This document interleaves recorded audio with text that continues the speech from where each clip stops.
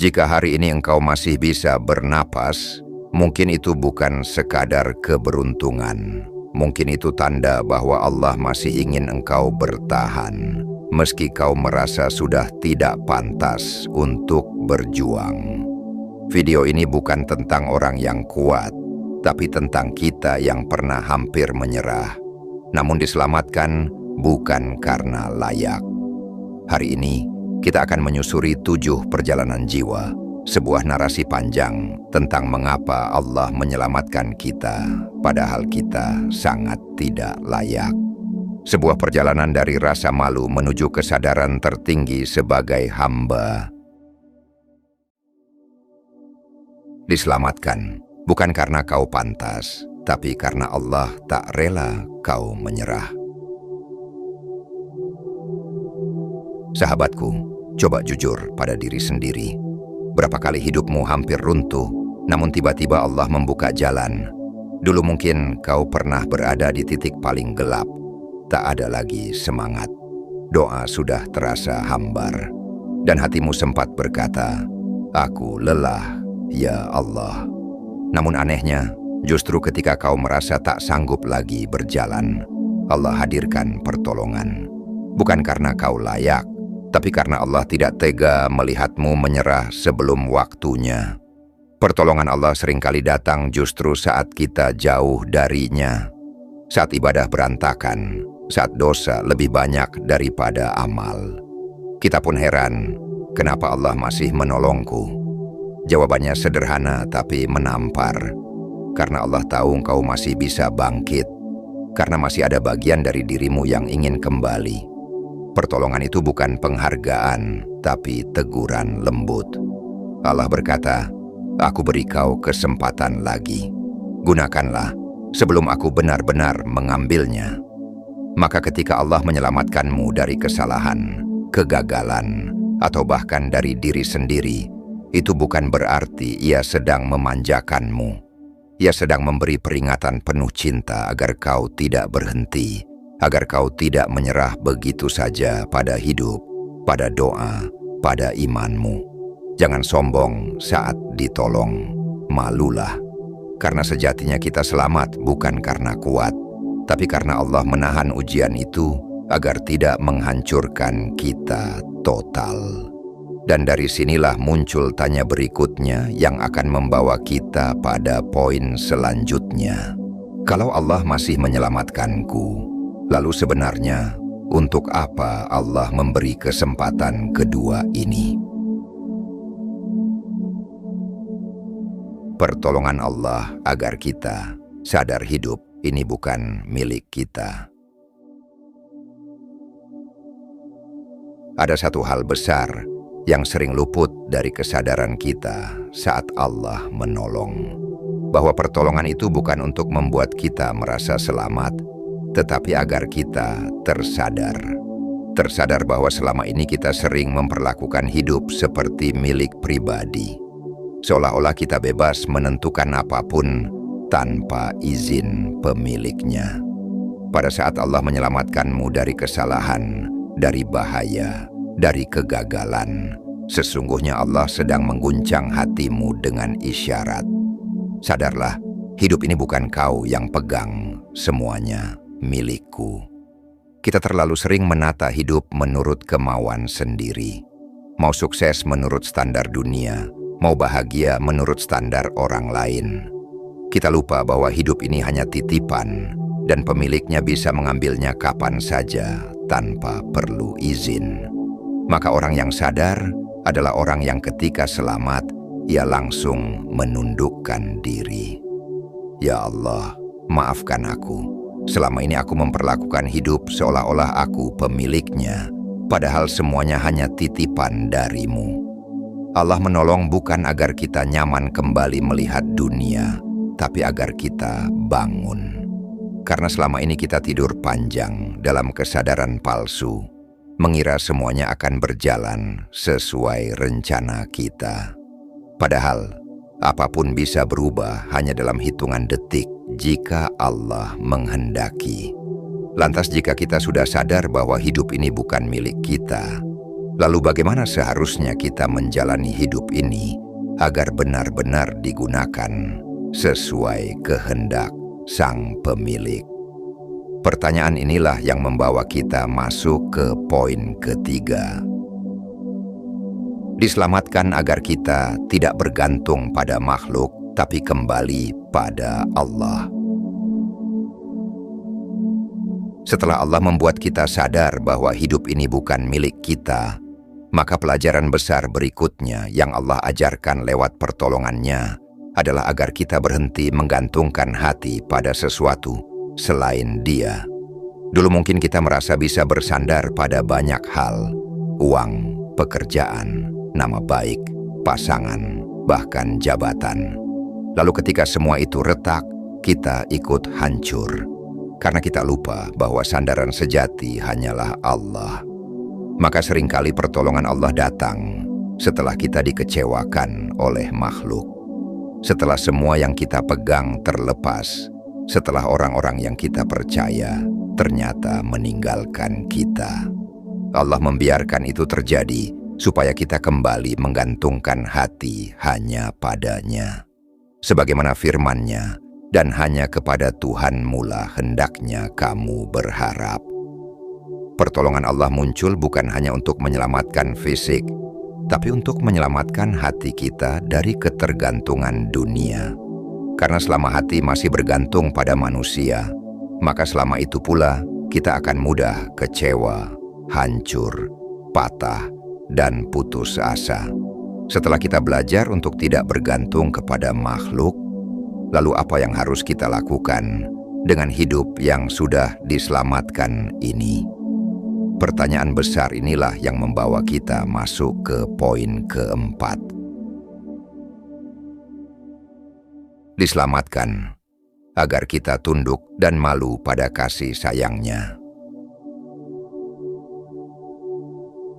Sahabatku, pernahkah kau merasa sangat malu?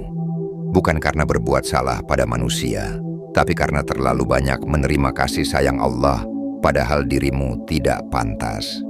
Itulah rasa yang seharusnya lahir setelah kita diselamatkan. Bukan bangga, tapi tunduk dan malu. Berapa kali Allah tutupi aib kita? Berapa kali Allah selamatkan kita dari kerusakan yang kita ciptakan sendiri? Berapa kali kita berharap kepada makhluk, tapi mereka mengecewakan? Lalu justru Allah yang menolong tanpa kita minta secara terang-terangan. Saat kita menyadari hal itu, sungguh hati akan bergetar. Ya Allah, aku ini siapa sampai Kau segitu sayangnya padaku? Dari rasa malu itulah lahir ketaatan yang tulus. Karena orang yang sungguh-sungguh merasa malu pada Allah akan merasa tidak tega menyakiti Allah dengan maksiat dan kelalaian. Jika begitu, setelah kita tunduk malu dan sadar bahwa kasih sayang Allah begitu besar, apa yang seharusnya kita lakukan dengan hidup yang sudah diselamatkan ini? Bagaimana cara kita membalas rahmat yang begitu agung? Pertanyaan inilah yang membawa kita menuju poin kelima. Diselamatkan agar kita kembali memperbaiki diri. Setelah seorang hamba diselamatkan, setelah hatinya tunduk dan malu pada kasih sayang Allah yang begitu lembut, maka langkah berikutnya yang paling penting adalah bergerak memperbaiki diri. Karena tidak ada yang lebih menyedihkan dari seorang hamba yang diangkat oleh Allah, tapi ia tetap tidak berubah apa-apa. Allah menyelamatkan kita bukan hanya agar kita hidup lebih lama, tetapi agar kita mempergunakan hidup yang tersisa untuk menjadi lebih baik dari sebelumnya. Sahabat, coba lihat dirimu hari ini. Bukankah sebenarnya hidupmu sudah jauh lebih baik dari masa terkelamu dulu? Kau mungkin pernah jatuh sangat dalam, tapi Allah menolong. Itu artinya Allah memberimu izin untuk menjadi lebih baik. Maka jangan ulangi lagi yang dulu pernah membuatmu hampir hancur. Belajarlah, perbaikilah. Tidak perlu langsung menjadi sempurna. Yang Allah cintai adalah perubahan selangkah demi selangkah selama arahnya menuju kebaikan. Dan setelah kita memperbaiki diri, akan datang satu tahap penting berikutnya. Bagaimana cara menggunakan keselamatan itu bukan hanya untuk diri sendiri, tapi juga untuk menjadi manfaat dan pertolongan bagi orang lain. Pertanyaan ini membawa kita menuju poin ke-6. Diselamatkan agar kita bisa menjadi jalan kebaikan bagi orang lain. Setelah Allah menyelamatkan kita dan kita mulai memperbaiki diri, perjalanan seorang hamba tidak berhenti sampai di sana. Justru tahap berikutnya jauh lebih mulia. Bagaimana keselamatan yang kita terima itu bisa menjadi sebab turunnya keselamatan bagi orang lain. Barangkali alasan Allah menolongmu dulu bukan sekadar agar kau masih hidup, tapi agar kau yang pernah jatuh kini bisa menarik tangan orang lain yang sedang jatuh. Kau yang pernah hampir rusak kini bisa menyembuhkan yang sedang rusak. Tanyakanlah pada diri kita, apakah keselamatan yang Allah berikan ini sudah membuatku bermanfaat untuk sekitarku? Atau jangan-jangan kita sibuk memperbaiki diri tapi lupa mengulurkan tangan pada yang lain? Mulailah dari yang sederhana, menyemangati yang putus asa, membantu yang kesulitan, menjaga akhlak, agar jangan sampai melukai. Karena bisa jadi perhatian kecilmu kepada hamba Allah yang lain. Itulah sebab Allah terus menjaga keselamatanmu. Dan inilah pertanyaan berikutnya yang membawa kita ke poin ke-7. Jika keselamatan ini harus menjadikan kita manfaat bagi yang lain, lalu bagaimana caranya agar kita tetap istiqomah menjaga amanah itu hingga akhir hayat? Diselamatkan agar amanah ini dijaga hingga akhir hayat. Kalau Allah menyelamatkan kita, lalu memperbaiki diri kita, lalu menjadikan kita manfaat bagi orang lain, maka ada satu PR besar yang seringkali paling berat. Bagaimana caranya agar kita tetap istiqomah menjaga amanah ini sampai akhir hayat? Jangan sampai kita menjadi hamba yang tergantung situasi, baik saat diuji, lalu kembali jahil saat dimudahkan. Istiqomah itu lebih sulit daripada memulai kebaikan baru. Di tengah perjalanan akan selalu ada godaan yang membuat hati bosan, lengah, nyaman, sampai lupa kepada tujuan awal. Di saat seperti itulah kita harus ingat kembali, aku tidak ingin Allah berhenti menolongku hanya karena aku berhenti menjaga amanahnya. Jika kita ingin Allah terus melanjutkan pertolongannya sampai kita wafat dalam keadaan baik, maka kita juga harus terus melanjutkan perbaikan diri dan manfaat ini sampai napas terakhir. Sahabatku, jika kau bertahan mendengarkan hingga akhir video ini, mungkin karena Allah ingin membisikkan sesuatu lewat narasi ini, bahwa keselamatan yang pernah Dia berikan padamu bukan akhir cerita, tapi awal perjalanan baru. Jangan bangga hanya karena ditolong, tapi bertanyalah setiap hari, apakah aku sudah menjadi hamba yang lebih dekat, lebih tunduk, lebih berguna setelah diselamatkan oleh-Nya? Ya Allah, Engkau yang menggenggam hidup kami dari awal hingga akhir. Engkau yang menyelamatkan kami pada saat kami sendiri hampir tidak ingin diselamatkan. Ampunilah kami ya Rahman ya Rahim, yang seringkali lupa bahwa semuanya adalah kasih sayang-Mu.